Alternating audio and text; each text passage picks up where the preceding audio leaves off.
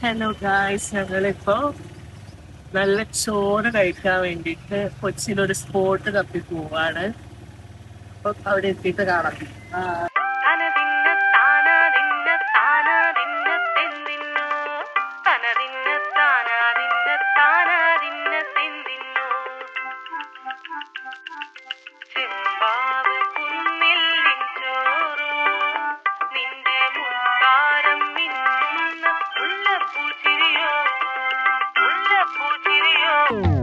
ചെമ്പാവ് പുന്നില്ലിൻ ചോറോ, നിന്റെ മുത്താരം മിന്നുന്ന മുല്ലപ്പൂച്ചിരിയോ.